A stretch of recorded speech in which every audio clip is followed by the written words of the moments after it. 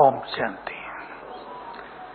तैयार तो आप हैं ही, हैं या नहीं, या हो जाओ। केवल खराब समय की चर्चा हम नहीं करेंगे, सुंदर समय भी आ रहा है। मैं सुंदर समय सतयुग को नहीं कह रहा हूं, उससे पहले कौन सा है? प्रत्यक्षता का, जय जयकार का, जिसकी कल्पना भी ब्राह्मणों में नहीं है, बिल्कुल नहीं है।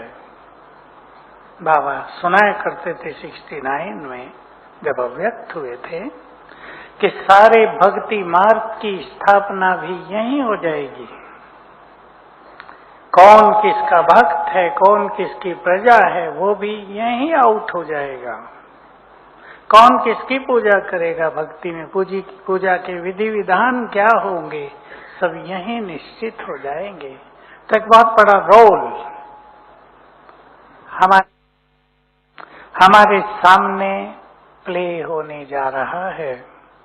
पहले मैं आप सभी को कहूंगा, एक बहुत सुंदर बात है, उस जय जयकार से पहले जो दूसरा रूप संसार का होने जा रहा है, उसको ज्यादा बताया जाता है तो घबरा जाते हैं सुनने वाले।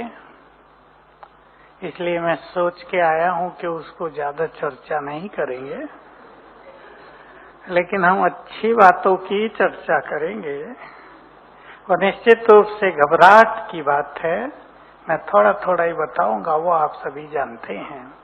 कभी बाबा ने एक अव्यक्त मुरली पूरी यही है कि 8 तरह के पेपर आएंगे। मैं सुना नहीं रहा हूं, इसलिए डायरी न खोलो अपनी। इम्पोर्टेंट बात जो मुझे कहनी है और सबको करनी है, अगले 10-12 वर्षों में ये जो परिवर्तन का समय चलेगा, इसमें मेरा रोल क्या हो, मेरा पार्ट क्या हो। आज बाबा ने हम सबको हीरो एक्टर कहा, वरदान में था, याद होगा आपको। विनाश काल और परिवर्तन का काल, आपदाओं विपदाओं का काल, उसमें मेरा रोल ये होगा। फिक्स कर लेंगे, आज ही कर लें तो बहुत अच्छा। रोज उसको पढ़ना है, लिख लेंगे, रोज पढ़ेंगे एक बार, और उसको अपना लक्ष्य बनाकर वैसा ही पुरुषार्थ करेंगे। मैं 1-2 पार्ट जो हम सबको बजाने हैं वो आपके सामने रख देता हूं। आप सब जानते हैं 2 धर्मों की आत्माएं ऐसी हैं जो केवल फरिश्तों को मानते हैं, मुस्लिम धर्म और क्रिश्चियन धर्म। भगवान का तो केवल नाम है, सब जगह पहुंच तो वहां तक नहीं है। अब इन आत्माओं का भी कल्याण हमें करना है। इनको भी एक बार ऐसी स्थिति तक लाना है कि ये भी कहें मेरा बाबा। क्योंकि जब तक ये नहीं कहेंगे तब तक उन्हें मुक्ति का वर्षा नहीं मिलेगा। भगवान मेरा है, अल्लाह मेरा है, God father is my father, God father नहीं, माई फादर। जब तक ये स्वीकार नहीं करेंगे, मुक्ति का वर्षा उन्हें नहीं मिलेगा।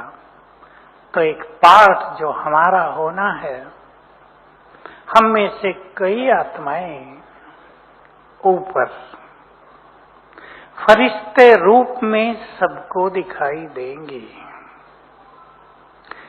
भारत से भी ज्यादा इस स्वरूप को ये 2 धर्मों की आत्माएं देखेंगी।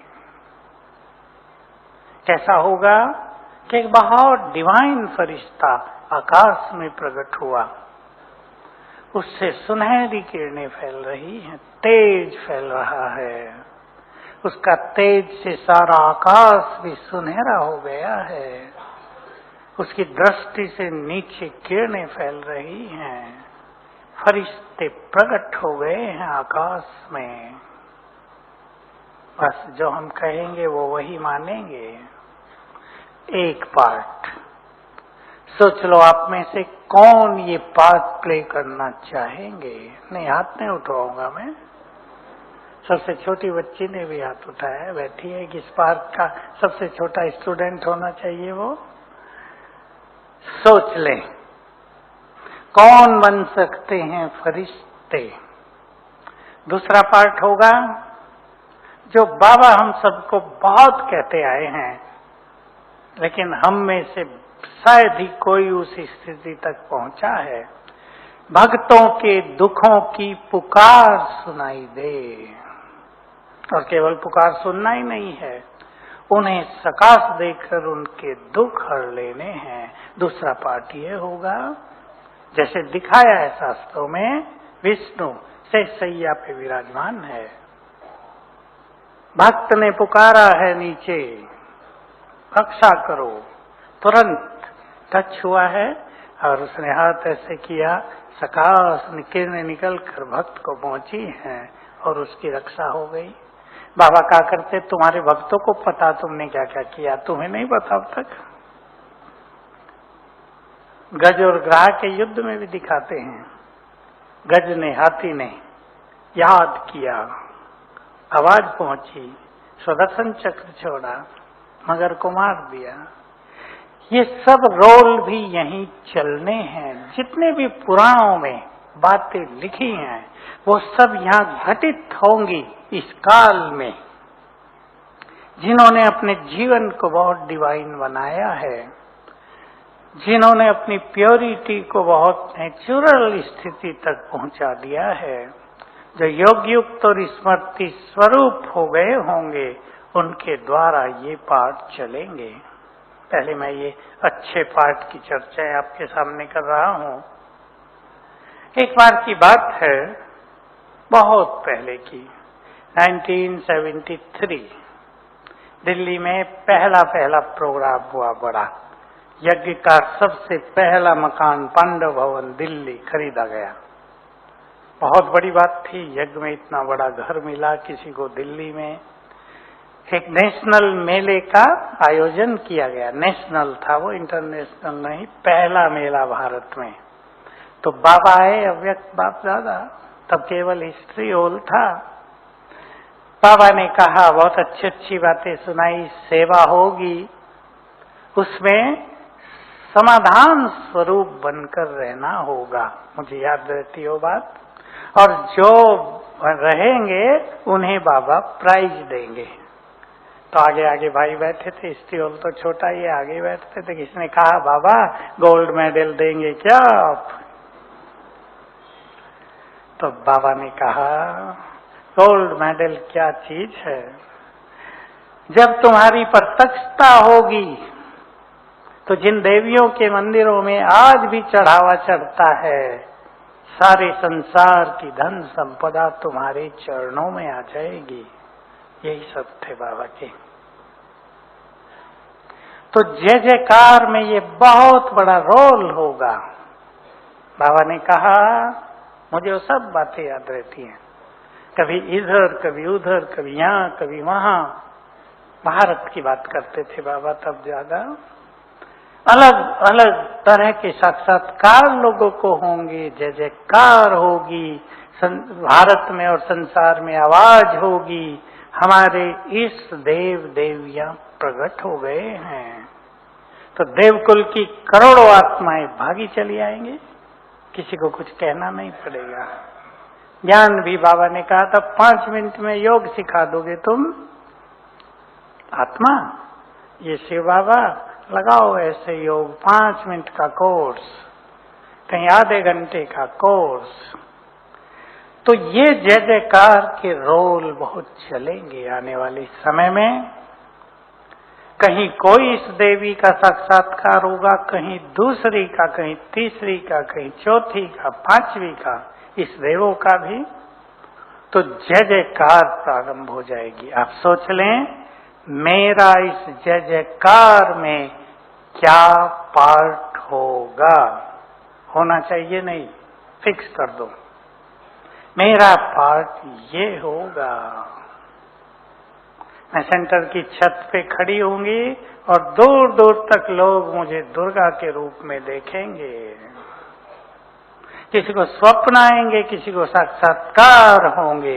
ढूंढते ढूंढते लोग फटाफट पहुंच जाएंगे। ये वंडरफुल खेल जिसमें बाबा कहते थे, कभी तो कहा मुंबई से और आबू तक भी क्यों लग जाएगी, कभी कहा आबू रोड से ऊपर तक क्यों लगेगी। बहुत ही अच्छी स्थिति वाले जो जिस स्वरूप के स्मृति स्वरूप होंगे, जो जिस स्वरूप के ज्यादा स्मृति स्वरूप होंगे, वही स्वरूप दूसरों को उनका दिखाई देगा। अभी बाबा तपस्या करा रहा है, प्रैक्टिस करा रहा है। दिव्य दृष्टि की चाबी उसके पास है। जब वो शुरू करेगा तो ये नहीं वो किसी से भी साक्षात्कार करा देगा। जो आत्माएं योग्य बनी होंगी उनके द्वारा साक्षात्कार होंगे। पहली चीज उस योग्यता में, जो साक्षी दृष्टा होंगे वही साक्षात्कार मूर्त बनेंगे। पहली बात।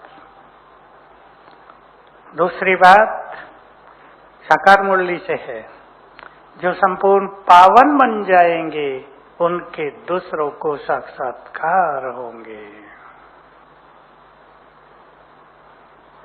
तीसरी बात, जो बाप समान हो जाएंगे उनके द्वारा साक्षात्कार होंगे।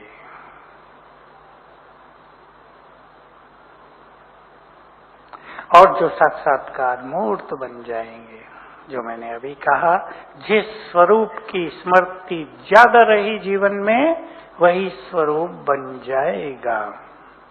जो व्यर्थ से मुक्त हैं, जो किसी भी मैंपन तेरे मेरे से मुक्त हैं, जो इच्छाओं से परे हो गए, वो साक्षात्कार मूर्त हो जाएंगे।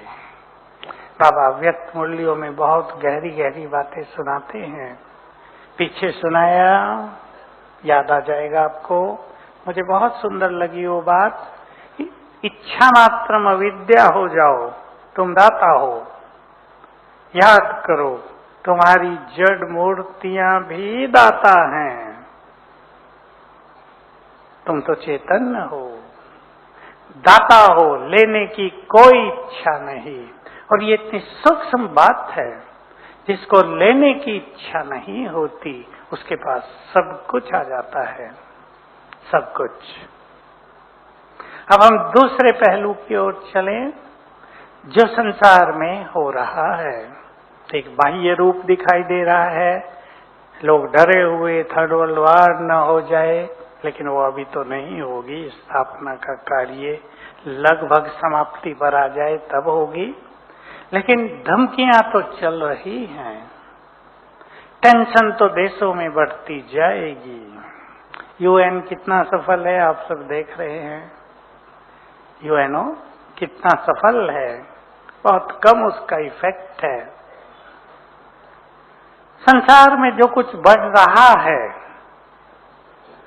बाबा ने बहुत पहले एक चीज कही थी, हम उसकी ओर चलना चाहेंगे। मैंने आपको कह दिया, डरने की बात नहीं है, तैयारी करने की बात है। बड़े बड़े साइक्लोन का डिक्लेयर कर दिया जाता है, तैयारी करती है ना सरकार भी, और लोगों को वहां से निकाल के सुरक्षित स्थानों पर पहुंचा दिया जाता है। तो कुछ भी डरने की बात हमारे लिए नहीं है, क्योंकि हम तो सबको निर्भय बनाने वाले हैं। तो बाबा ने कहा था, जब विनाश का समय समीप आएगा, सभी के विकर्म जागृत हो जाएंगे, विकार जागृत हो जाएंगे।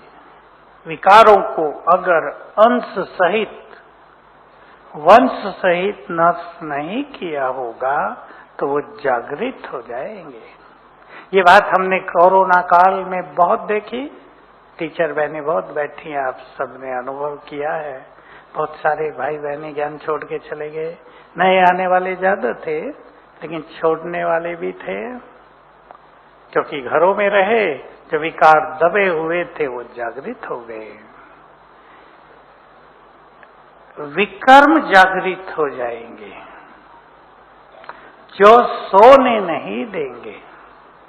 इसलिए संसार में एक समस्या बढ़ती ही जा रही है, अनिद्रा, इंसोम्निया बढ़ती ही जा रही है।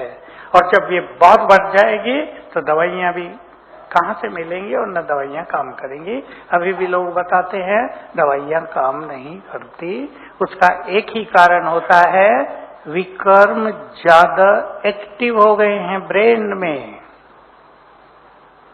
ब्रेन में, आप कहेंगे ब्रेन में भी विकर्म होते हैं क्या?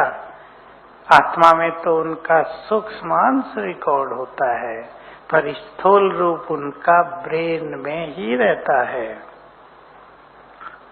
कई लोग ये भी पूछते हैं कि ब्रेन तो मृत्यु के बाद जला दिया जाता है।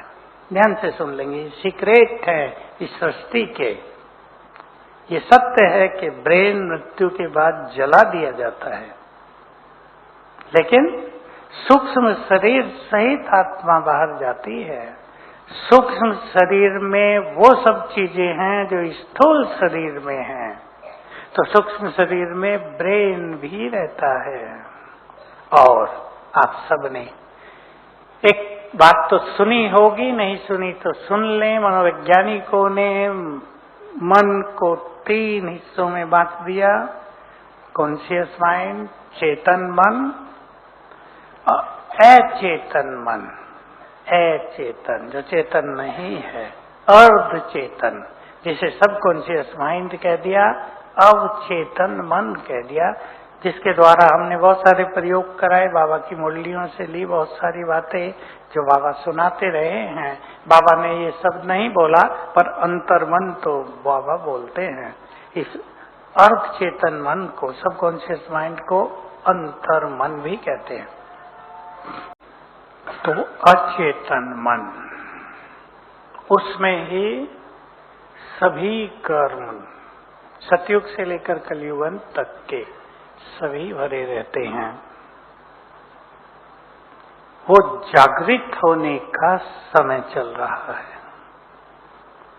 स्वमान से 5 स्वरूपों के अभ्यास से देव युग के संस्कार जग जाते हैं, और योग बल से द्वापुर से जो संस्कार विकर्म जगे रहते हैं, उसको योग बल से नष्ट किया जाता है। जो नष्ट नहीं कर पाते या नहीं करते, अब उनको काफी तकलीफ होगी, हो रही है। ब्रेन में ये कर्म हाइपर एक्टिव होते जा रहे हैं। इसलिए किसी को बहुत ज्यादा मानसिक रोग, किसी को बहुत ज्यादा डर, किसी की बहुत सारी बीमारियां, किसी को विकार तंग कर रहे हैं, किसी को नींद नहीं आ रही है। हमें स्वयं को बचाना भी है इन चीजों से, और इन आत्माओं को मदद भी करनी है। एक और विघन संसार में बढ़ता जा रहा है, क्योंकि कर्मों का हिसाब किताब ज्यादा है दूसरों के साथ। भटकती आत्माओं का प्रकोप, ये बाबा ने बता दिया था उन 8 बातों में। भटकती आत्माएं बहुत परेशान करेंगी उनको ही। 3 बातें मैं कह रहा हूं आपको, जो आज तक अनुभव में आई हैं, क्योंकि मेरे पास भी लोग आते रहते हैं। कई तो ऐसे ही आते हैं। एक माताई कल ही, भाई जी मेरे में भूत प्रवेश कर लिया है, निकाल दो इसे। अरे मैंने कहा मैं थोड़ा ही भूतनाथ हूँ, निकाल। मैं तो वही विधि बता देता हूँ, करना तो आपको है। जिनका मन बहुत कमजोर है, उन पर इन आत्माओं का इफेक्ट होता है। जिनके पास इम्प्योरिटी ज्यादा होती है, उन पर इफेक्ट होता है। और जिनका, तीसरा है, जिनका इन सब से हिसाब किताब हो, कर्मों का। सभी से हिसाब किताब की बात नहीं होती, कुछ केस ऐसे आते हैं जिनसे हिसाब किताब है, उन पर ये आत्मा जल्दी इफेक्ट कर देती हैं। तो हमें इन सब से भी अपने को बचाना है। इसलिए क्या करेंगे? चार्ट तो आपके पास आएंगे और अभ्यास भी अच्छे होंगे। अपने चारों ओर मास्टर सर्वशक्तिवान के अभ्यास से पावरफुल आभा मंडल बनाना है। रोज 2 बार ओरा। योग में बैठो, सवेरे ही बना दो तो योग भी अच्छा लगेगा। उठते ही 7 बार याद कर लें, मैं मास्टर सर्वशक्तिवान हूं, और लाल किरणें फैलकर चारों ओर घेरा बना रही हैं। ओरा, आभा मंडल, प्रभा मंडल, 2 नाम हिंदी के हैं। इससे हम सेफ रहेंगे। और बहुत सारी आत्माएं ऐसी भी आती हैं जिन्हें हमें मुक्ति देनी ही होगी। आज ही आया एक कुमार, मेरे साथ एक आत्मा लगी हुई है, अच्छी है। मैंने कहा फिर लगी क्यों है? कहती है मुझे तुम्हारे द्वारा ही मुक्त होना है। तो मैंने उसे कहा फिर करो ना अभ्यास। उसको अभ्यास सिखाए। वो अच्छी आत्मा है, कष्ट नहीं देती है, उसे साथ रहती है। कहा ज्ञान सरोवर में सेवा में आया हूं, मुरली भी मेरे साथ सुनती है, योग भी मेरे साथ लगाती है। ये वंडरफुल बातें आती है ना। तो मैंने कहा अब तुम्हारे घर में ही, तुम्हारे शरीर में ही सेवा आ गई है तुम्हारे सामने, 21 दिन का योग कर दो, ये आत्मा मुक्त हो। ऐसी बहुत आत्माएं मुक्त हुई हैं और बहनों को, भाइयों को धन्यवाद देकर गई हैं। सेंटरों में बहुत आत्माएं आती हैं, आजकल ज्यादा आती हैं। डरेंगी नहीं बहनें, शांति लेने भी आती हैं। मुझे भी एक ने बताया था कि तुम्हारे जो, वो ज्ञान में नहीं है लेकिन अच्छे तांत्रिक हैं, अच्छे जो होते हैं ना, अच्छे काम करने वाले, कहा तुम्हारे सभी सेंटरों के ऊपर बहुत बहुत सारी आत्माएं घूमती रहती हैं, क्योंकि वहां के शांति के वाइब्रेशंस इन्हें बहुत खींचते हैं, वहीं चली जाती हैं। अब मैंने डरे ये देख के? डरेंगे नहीं, डरेंगे नहीं। सभी आत्माएं कोई कष्टदायी नहीं होती हैं, कष्टदायी थोड़े होते हैं। शांति इन सबको आकर्षित करती है बहुत ज्यादा, बहुत ज्यादा। इसलिए सेंटर्स को पीस हाउस बना देना है। अब समय आ गया है। हमारी एनर्जी व्यर्थ में, बातों में, तेरे मेरे में, ईर्षा द्वेष में खर्च न हो जाए। बहुत बड़े बड़े काम करने हैं अपने अंदर। ये बात गुंजाते रहना चाहिए, मुझे बड़े बड़े काम बाबा के करने हैं। बड़े बड़े काम वही कर सकेंगे जिनकी स्थिति बहुत बड़ी होगी। इसलिए अपने से बात करके अपने को मुक्त करते चलना है। मुक्त किन किन से मुक्त करना आप सब जानते हैं, मुझे कहने की जरूरत नहीं है।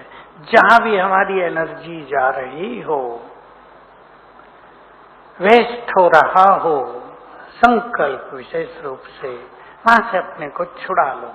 उस दिन मैंने बताया था एक वीसी आए थे, ऊपर 20 आए थे, एक मलावी देश के, उसने अनुभव सुनाया। देखो लोग पढ़े लिखे कैसे गहन बातें कैच कर लेते हैं। मैं तो उससे ये देख रहा था, फिर बाद में मुझे मिला। कहा मुझे ऐसा लगता है कि यहाँ का हर भाई बहन सुप्रीम सोर्स ऑफ एनर्जी से जुड़ा हुआ है। इंग्लिश शब्द बोला, supreme source of energy Shiv Baba है। सुप्रीम सोर्स ऑफ एनर्जी से जुड़ा हुआ है यहाँ का हर व्यक्ति। तो बहुत बड़ी चीज हमारे पास है, सुप्रीम सोर्स ऑफ एनर्जी, स्वयं भगवान सर्वशक्तिवान। उससे सारी शक्तियां ले लें ताकि हम भी उस जैसे शक्तिशाली बनकर संसार का कल्याण कर सकें। मैं आपको ये संकल्प दे रहा हूं, बहुत भाई बहने हैं, मुक्त कर दो अपने को, मुक्त करो, मुक्त करो और संसार की आत्माओं को तब मुक्त कर पाएंगे। खुद नहीं मुक्त होंगे तो हमारे पास इतनी पावर ही नहीं होगी कि हम दूसरों को मदद कर सकें। जैसे मैं एक चीज पहले हंसी में कहा करता था, मुझे पता था ये होने जा रहा है, अब रियल रूप में वो कहता हूं कि जहां से भी आप आए हैं, जिस सिटी टाउन में आप रहते हैं, समय आ गया है आधे लोग रात को सो नहीं पाएंगे, आधी पॉपुलेशन शायद रात जगेगी।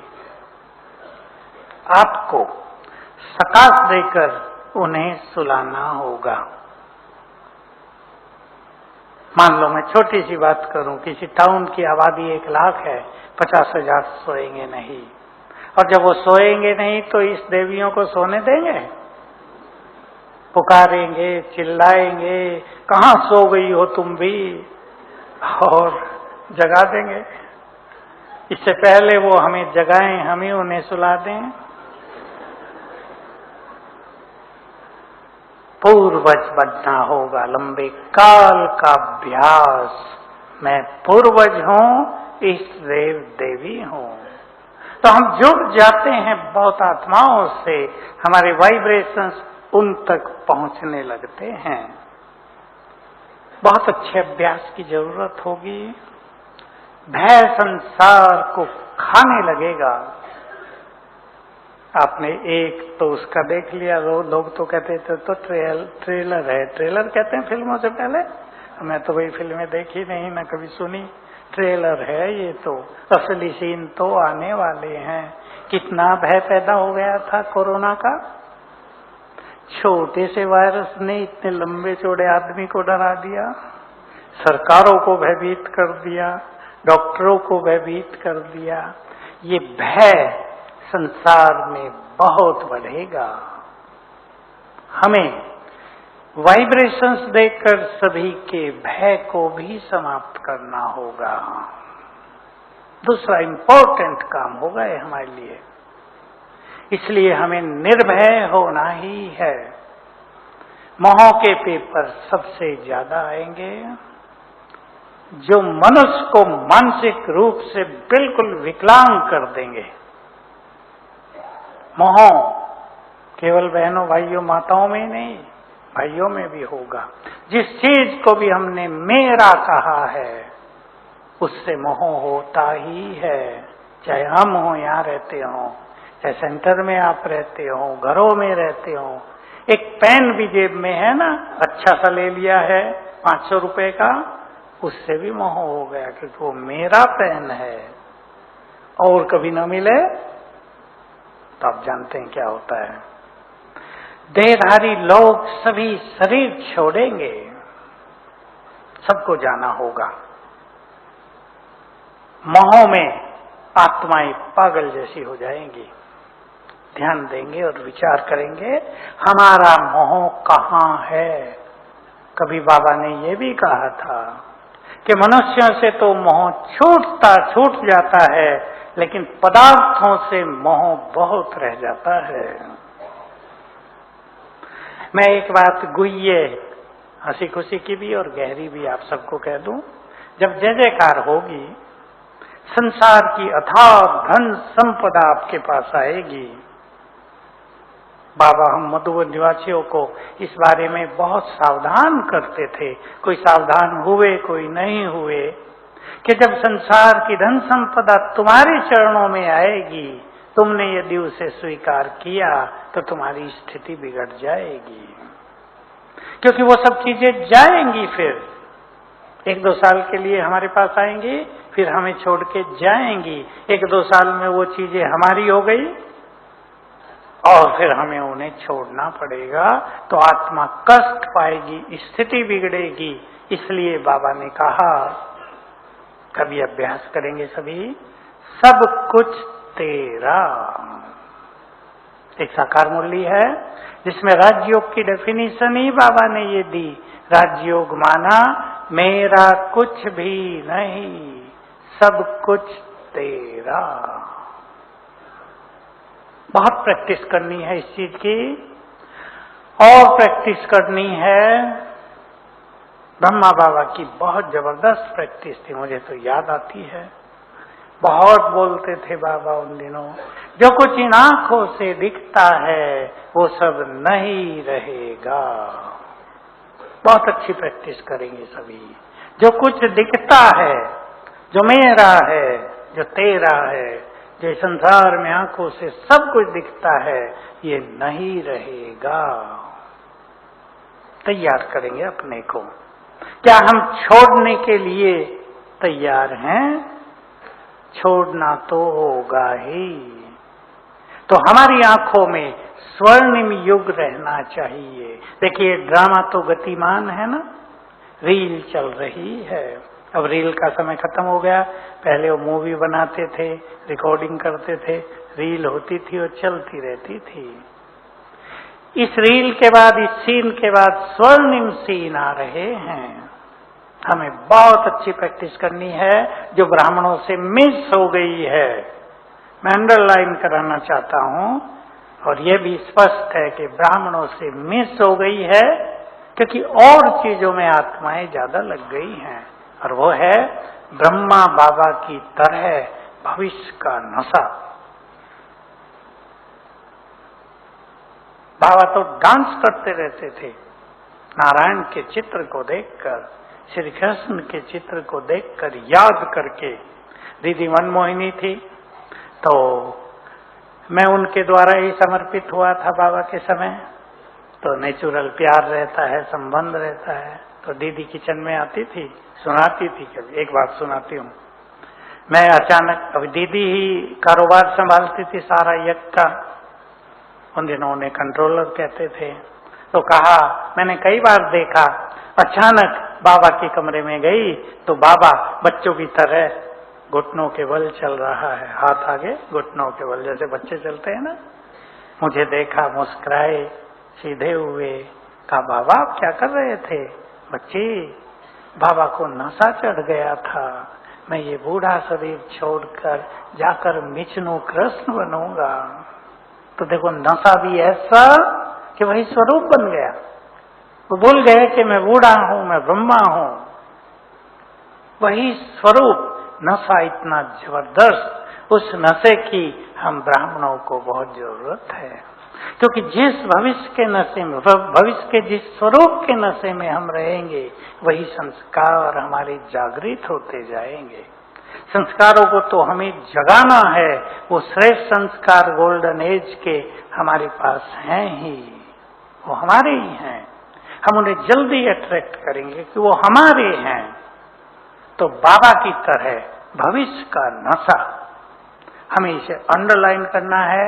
और बाबा ने, अव्यक्त बाबा ने पिछले कई वर्षों में इसी बात को 5 स्वरूपों का अभ्यास करो।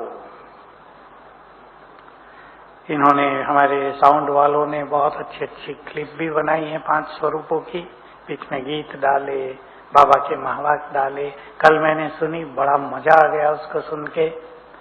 5 स्वरूपों के अभ्यास में पूज्य स्वरूप भी आ जाता है, और देव स्वरूप भी, और फरिश्ते का स्वरूप भी। इन सब की बहुत अच्छी साधना हम सबको करनी है। 2 बातों पर और आप सबका ध्यान खिंचाना चाहता हूं। एक है, जो बाबा की मुरली में आता ही रहता है, विनाश को देखना किसका घर नहीं है? सबको पता है, मासी का घर नहीं है, कहावत है ये। यानी विनाश इतना जटिल होगा कि उसको देखना भी कठिन होगा। और दूसरा, स्थिति अचल अडोल, निर्भय। तो मन के हमें मालिक बनना है। और बहुत सुंदर चीज आप में से बहुत भाई बहनें करते हैं, सबको करना है। जैसे ये संसार ग्रह युद्धों की चपेट में आएगा, तो हमें विशेष रूप से जरूरत होगी, निर्भय तो बनना ही है, लेकिन बाबा की मदद की, बाबा की टचिंग और कैचिंग की बहुत जरूरत होगी। अगर कहीं गड़बड़ होने वाली है हम घर से निकल रहे हैं, तुरंत बाबा रोकेगा, नो जाओ नहीं। लेकिन अगर हमारे पास कैचिंग पावर नहीं है, अगर हमारा मन कहीं भी उलझा हुआ है, तो हम निकल जाएंगे, फिर कहेंगे कुछ हुआ तो था जब घर से चले थे, संकल्प तो आया था अभी न जाऊं। तो बाबा की टचिंग और कैचिंग और बाबा की मदद के अनुभव बढ़ाते चलना है। जो नए भी भाई बहने हैं, चाहे यहां हैं चाहे बाहर हों, बाबा का आह्वान, बाबा की उपस्थिति का आभास, बाबा की मदद के अनुभव बहुत ज्यादा प्राप्त करने हैं। इसलिए भगवान हमारा साथी है। और ऐसी अपनी नेचर बना लें कि कहीं भी कभी भी कुछ भी हो, पहला ध्यान बाबा की ओर जाए, आ जाओ। इतने जुड़ जाएं हम उससे कि और कुछ याद करने की बजाय आ जाओ। जैसे आजकल अचानक का खेल बहुत चल गया है, अचानक मृत्यु, अचानक हार्ट फेल। आप में से जो कोई डॉक्टर बैठे हों जानते हैं, अभी सेंट्रल गवर्नमेंट ने भी ले लिया है अपने संज्ञान में इसको कि अचानक हार्ट अटैक क्यों होने लगे युवकों को। कोरोना का इफेक्ट हुआ है या दवाइयां वैक्सीनेशन का इफेक्ट हुआ है, क्या हुआ है कि अचानक ब्लड गाढ़ा हुआ, अटैक हो गया। तो ये अचानक का खेल भी बहुत चलेगा। मान लो आप बैठे हैं, एक भाई का उदाहरण देता हूं, वो ज्ञान में ऑफिस से आया, परिवार ज्ञान में बच्चे को कहा बेटा पानी दो जरा, और लड़का छोटा पानी गिलास लेकर आया और पानी गिलास पीते ही ऊपर।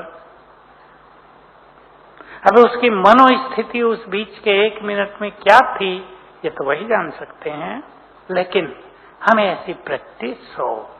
मान लो हार्ट में कुछ होने लगा, थोड़ी फीलिंग तो होगी ना, हार्ट अटैक तो नहीं ऐसे हो गया, कुछ दर्द होगा, कुछ फीलिंग होगी, तो हम सुप्रीम सर्जन को याद करें, बुला लें, बाबा अब मैं आपके पास आ रही हूं, आ रहा हूं, आप लेने के लिए खुद आ जाओ। 2 काम होंगे, या तो सुप्रीम सर्जन हमें ठीक कर जाएगा, नहीं तो उसके साथ जाएंगे सर्वश्रेष्ठ गति, सर्वश्रेष्ठ गति के भगवान स्वयं लेने आ जाए। उसको देर नहीं लगती, हमने याद किया और वो आ गया। ऐसा ही दिखाई देगा बाप दादा पुष्पक विमान लेकर आ गए हैं, आओ बैठो। लेकिन सर्वश्रेष्ठ मृत्यु है ही स्मृति स्वरूप होकर देह छोड़ना। अचानक देह छोड़ देना वो है तो अच्छी मृत्यु, पर सर्वश्रेष्ठ मृत्यु नहीं। ये बाबा के महावाक्य हैं। तो हम ऐसी प्रैक्टिस करें कि कुछ भी होता है बाबा को बुला लिया, उसकी मदद ले ली, उसका आना या उसको याद करना ही उसकी बहुत बड़ी मदद को प्राप्त करना है। गृह युद्धों में अनसर्टेनिटी हो जाएगी, कुछ पता नहीं चलेगा कब कहां क्या हो जाए। तो चीजें ये ऐसी होंगी, शुरू तो हुआ है इस साल बहुत अर्थक्वेक्स, भूकंप, प्राकृतिक प्रकोप, जहां तहां धरती हिलती रहती है, लेकिन अभी स्केल 4.5, 5, कहीं कहीं 6 तक भी गया है। थोड़ा थोड़ा नुकसान होता है, लेकिन लोग भयभीत बहुत हो जाते हैं। जिस दिन ये बड़े स्केल पर आने लगा, आप समझ सकते हैं क्या होगा। तो बाबा सिखाया करते थे, साकार में बाबा बहुत सिखाते थे, और दादियों को तो बहुत ट्रेनिंग दी थी कि मान लो तुम अंदर हॉल में बैठे हो और धरती हिलने लगे तो भाग दौड़ न करो। तो क्या करें? मनुष्य तो भाग दौड़ ही करेगा ना बचने के लिए। लेकिन बाबा कहते थे भाग दौड़ न करो, योग युक्त हो जाओ। इसके लिए अच्छी प्रैक्टिस की जरूरत तो है ही। योग युक्त हो जाओ तो देखो उस टाइम तो बाबा इतना बड़ा ज्ञान नहीं देते थे। बाबा यही कहते थे योग युक्त हो जाओगे तो तुम सुरक्षित हो जाओगे। लेकिन योग युक्त होते ही प्रकृति शांत हो जाएगी। और अगर मान लो भयानक ही रोल चल रहा है प्रकृति प्रकोप का, तो हम योग युक्त होकर शरीर छोड़ेंगे, हमें कोई कष्ट ही नहीं होगा। नहीं तो कोई लोग बीच में दब गए, जैसे आप सुनते हैं बड़ी बिल्डिंग गिर गई, कोई व्यक्ति 10 दिन के बाद निकल रहा है, उसका मानसिक हाल कितना बुरा हो गया है। कोई व्यक्ति 3 दिन के बाद निकाला जा रहा, बेहोश है, कष्ट पाया है 3 दिन बहुत ज्यादा। तो हम सभी को इन चीजों की तैयारी कर लेनी है। बातें इसमें बहुत हैं, लेकिन सभी इस पर बहुत अच्छी तरह विचार करके अपनी स्थिति को निर्भय और विशेष रूप से अभी से एक्सेप्टेंस, स्वीकार करना।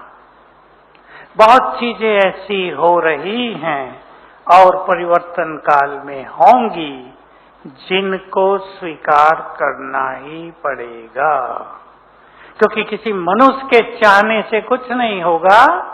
जो होना है, जो ड्रामा में है, जो होना है युग परिवर्तन के लिए, वही होगा।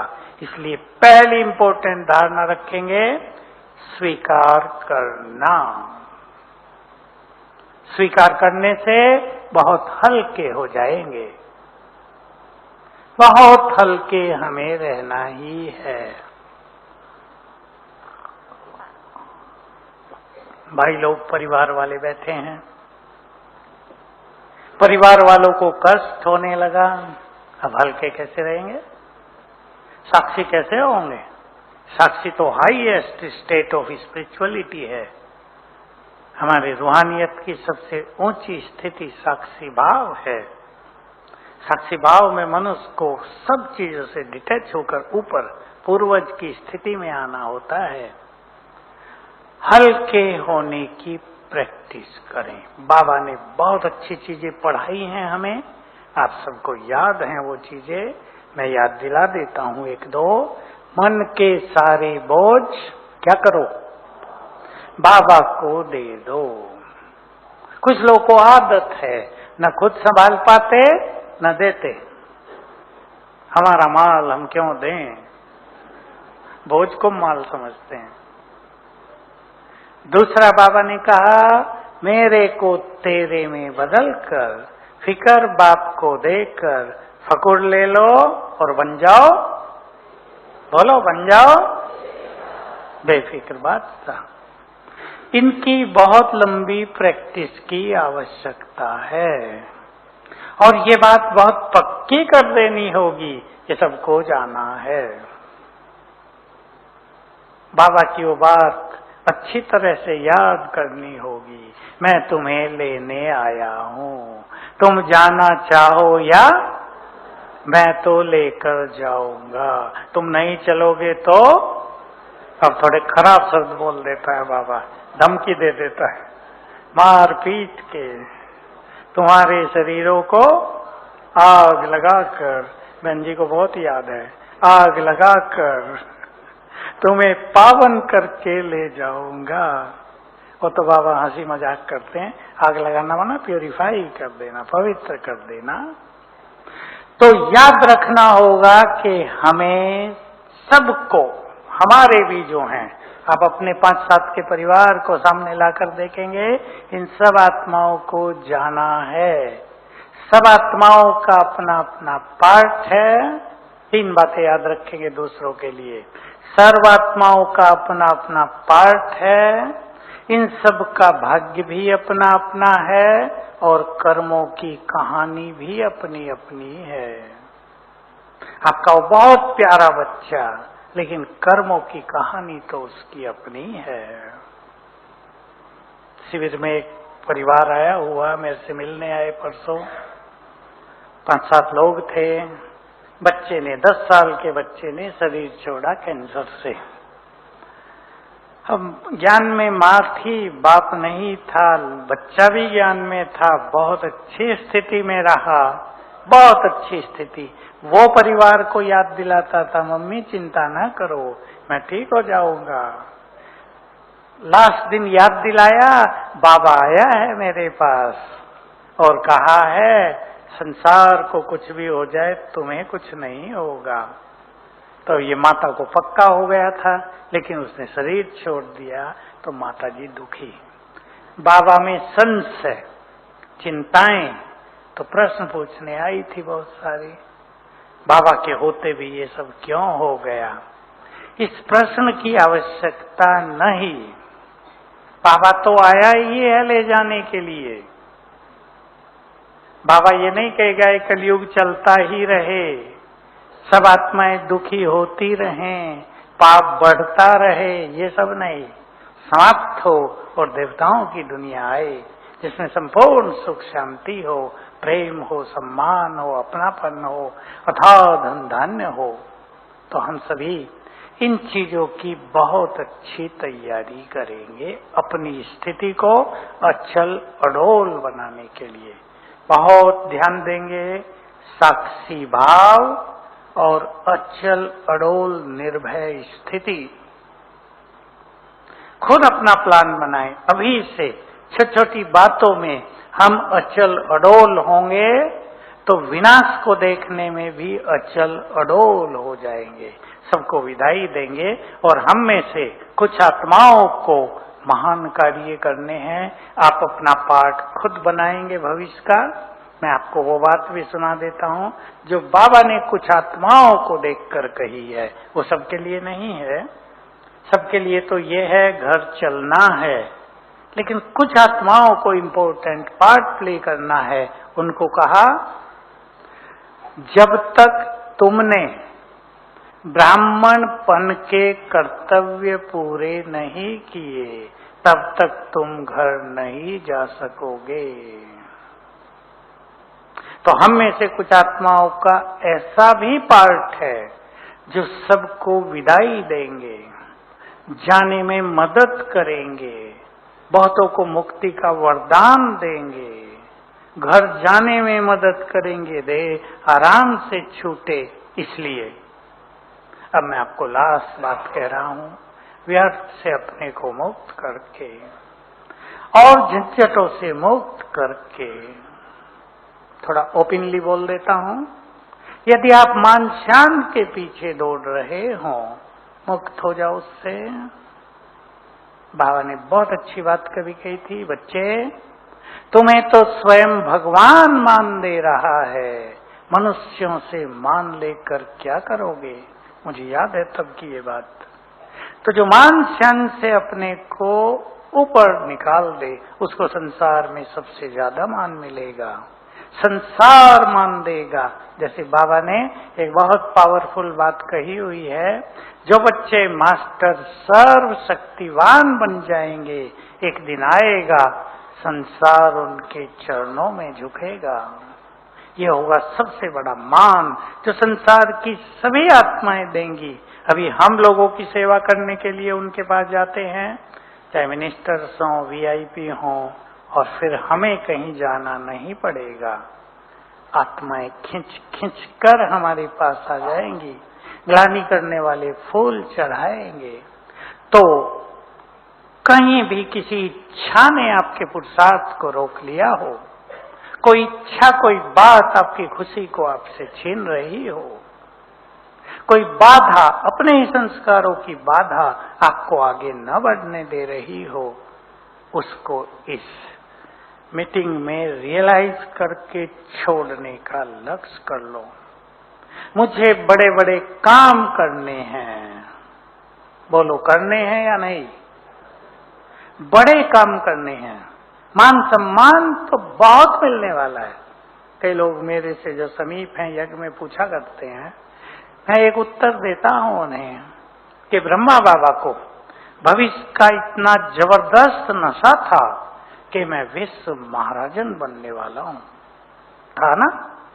अगर बाबा को कोई ऑफर देता कि बाबा आओ इस कंपनी का चेयरमैन बन जाओ,